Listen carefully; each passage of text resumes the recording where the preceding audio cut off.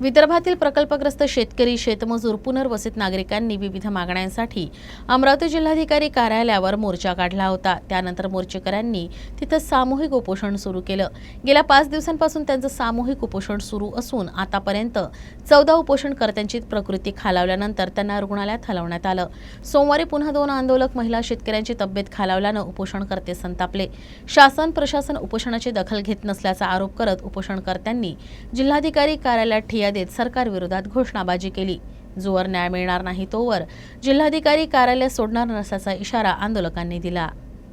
प्रशासन होश में आओ, होश में आओ, होश में आओ, होश में आके न्याय दो, न्याय तुमको देना होगा, देना होगा, देना होगा, न्याय तुमको देना होगा। दिनांक 7 मार्च पासून आम्ही इथे जिल्हाधिकारी कार्यालय परिसरात उपोषणाला बसलो आहेत, परंतु आमची पाहिजे तशी कोणतीही दखल शासन प्रशासनाने घेतली नाही।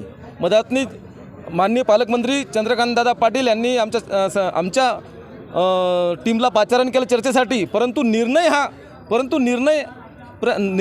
ते आले नाहीत।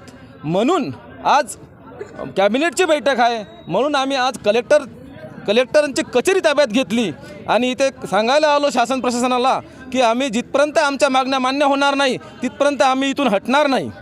त्यानंतर आमच्या मागण्यासंदर्भात जे आहेत ते आम्हाला 12 आणि 13 डिसेंबरला जेव्हा माननीय राज्याचे उपमुख्यमंत्री आणि विदर्भपुत्र आपण ज्याला म्हणतो ते देवेंद्र फडणवीस जे जलसंपदा मंत्रीसुद्धा आहेत, आणि 2 ऑगस्टला आमचे मुख्यमंत्री एकनाथ शिंदे साहेबासोबत दोन्ही बैठका झाल्या आणि दोघांनी आमच्या मागण्या मान्य केल्या। आणि माननीय देवेंद्र फडणवीस जे विदर्भपुत्र आपण त्यांना म्हणतो, त्यांनी विदर्भाचा प्रश्न आहे आणि ते सोडण्याची त्यांच्याकडून आमची अपेक्षा होती।